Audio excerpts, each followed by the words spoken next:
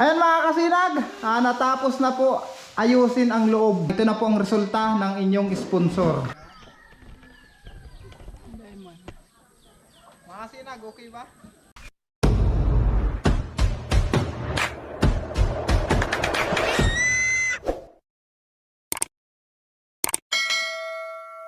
Mga kasinag, magkatrabaho na ulit kami. Umpisa na uli ang trabaho dito sa simbahan. Tapusin na namin ngayong araw mga kasinag. Gawa ng bukas ay may prosesyon na. Akalang matapos na ito. Itong loob mga kasinag, tapos naman ito. Kakabit ko na lang itong wall pan. Kakabit ko lang itong wall pan. Tapos mamayang hapon, pagkatapos ko yung mga ikarabit, doon sa labas, i-double coating ko na lang. Kasi si Kuya Melvin, hanggang ngayon lang makapagtrabaho. Gawa ng mamaya hapon, may lakad siya, may pupuntahan. Ayan, katulong si Ate Jean, Mrs. Si Ate Per, ayun, si Kuya Melvin, ayun, sa labas. Ayan, update ko lang kay may mga kasinag ha. At magkakabit muna tayo.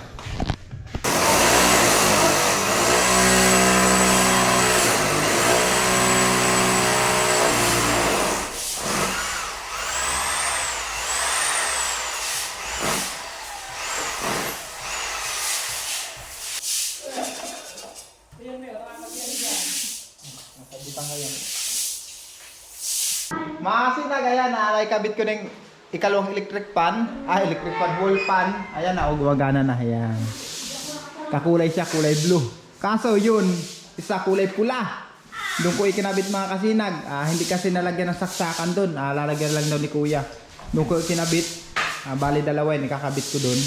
Tapos ito naman, yung dating gumagana pa naman to. Yan ilalagay ko dito. Tapos sa mga gilid niya yan. Ayan mga kasinag, oh. Ayos na, malamig na. Ayan, nililinisan naman nila. Yung lati. Ayan, nililinis sila.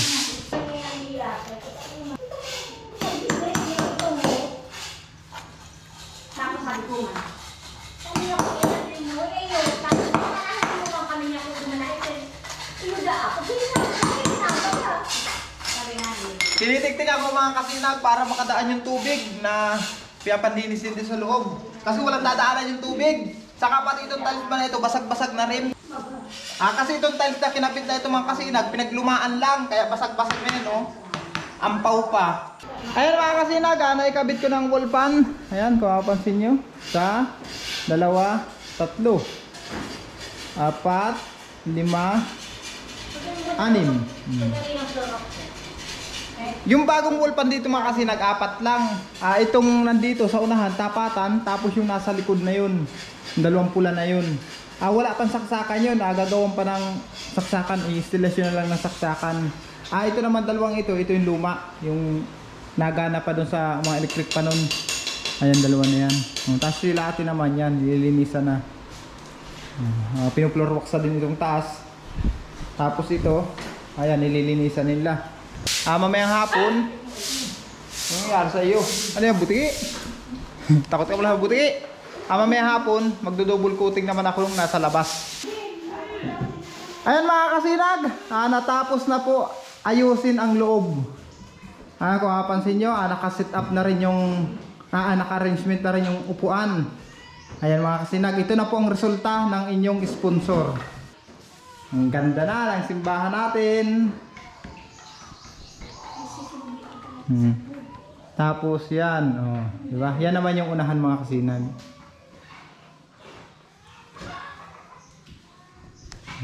Ayan mga kasinag, uwian na. Labas na tayo, labas na. Tanghali na. Ayan. Diba? Ang ganda ng simbahan natin. Meron na rin tayong ang tawag dito? Flaglets. Flaglets. Handa na talaga para sa pista. Ayan. Yung side. Ito double coating ko pa yan. Tapos yung dito. Ayan. Ayan lang ang double coating ko mga kasinag. Tapos puputulang ko yan. Puputulang ko yung balisbisa na yan. Puputulang ko. Tapos double pintura ko pa yung cross. Tapos yung kukup nyan. Yun na lang ang trabahuhin natin. Mamaya mga kasinag, babalik ako pag nito. Pag malimpoy na. Grabe kayong init. Pag maano pala, makulimlim na. Lilom na. Grabe kasing init. Ayan lang trabahuhin natin. Ito pala, dati mapalitan ng tali, ano. Pwede yung pinturahan to? Dati pinturahan ko ba itong blue, ano. Itong labas. Yung kulayan ko rin pala nito mamaya. May pang ano man sa metal dyan eh. Kasi kinakalawang na yun. Ayun mga kasinag, hanggang dito lang muna. Update ko po kayo mamaya ha. Bye bye. Ayun mga kasinag, andito naman ulit tayo sa simbahan. Para tapusin ko ang pinturahan na ito sa gilid. Ayan. Tatapusin ko yung mga kasinag. Tapos yung cross. Pinturahan ko muna yung cross. Kasama ko pala ngayon si Mrs. mga kasinag. Ayan o. Kami lang dalawang magkatrabaho. Tapos yung loob ng simbahan natin. Ito na ang resulta. Ayan. Di ba? Ang ganda na. Tapos mga kasinag, bibili pala kami ng ano, nung screen, yung parang metal, yung ginagamit ba sa mga tindahan. Kasi itong loob na ito mga kasinag, pinapasok ng pusa. Pumapasok ang pusa dito, tapos binabasag yung mga ganun, yung mga parang lagay ng kandila, yung mga baso-baso na yun. Nangangabasag. Yun pa daw, ganun ang gawain ng mga pusa dito eh. Kaya plano kong lagyan ito ng screen. Tapos itong bintana na yan, lalagyan natin ng screen yan. Pero kukulayan natin mga kasinag ng ganyan din. Ganito rin ang kulay. Para hindi makalusot yung pusa. Pag minsan kasi mga kasinag dyan na naihi yung pusa. Pag minsan diadalhan dyan ng tuyo, isda. may dala yung pusa dyan. Tapos umiihi pa dyan. Kaya lalagyan natin ng screen. Yun ang plano ko pang bilhin, screen. Ikabit natin yun pagkisaminan nito. Sa susunod kasi mga kasinag, kikisamihin natin to pagkatapos na ng pista. Yung mga ceiling pa natin, yung mga wall pa natin, ayan na, nakakabit na. 6 yan. Ayan o. Tapos ayan pa. Ayan. 6 na piraso yun mga kasinag.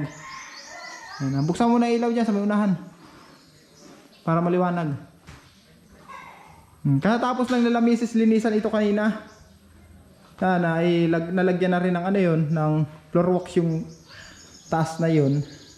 Tapos ito, nalinis naman yung mga simento. Tapos itong tiles na ito. Yung tiles nga na ito mga kasinag, basag-basag na yan. Yan. Kasi itong tiles na ito mga kasinag, pinaglumaan lang yan. Ikinabit lang dito. Para magkameron lang ng tiles itong gitna na ito. Pero ang ganda na. Sulit na mga kasinag. Salamat talaga ng marami sa lahat ng nag-sponsor. Thank you so much. Ayun mga kasinag, magtrabaho muna kami. Mga kasinag, okay ba?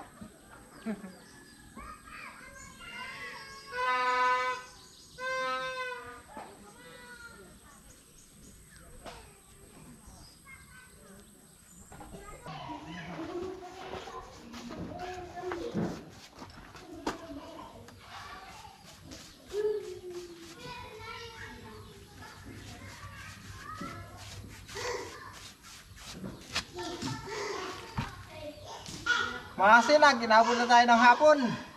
Kanina ang pinipinturahan natin yung cross, tapos yung kukop. Natapos na tayo doon.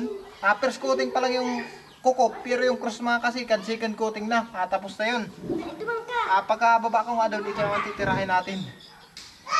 Brush na lang ang gamit natin kasi roller mga kasinag, nagtergas na. Nagtataralsika na. Kaya, inuutay-utay ko na ng brush. Pagkatapos nito mga kasinag, yung kabila naman, hindi pa yung second coating yung kabila, itaas yung likod. Tapusin ko lang muna itong area na ito at mag-aasikaso muna kami ng mga alaga naming hayop. Ilipat ko muna yung mga kalabaw, kambing. Pakain natin ating mga baboy, yung mga alaga. Ayun muna ang ano natin mga kasinag pagkatapos nito.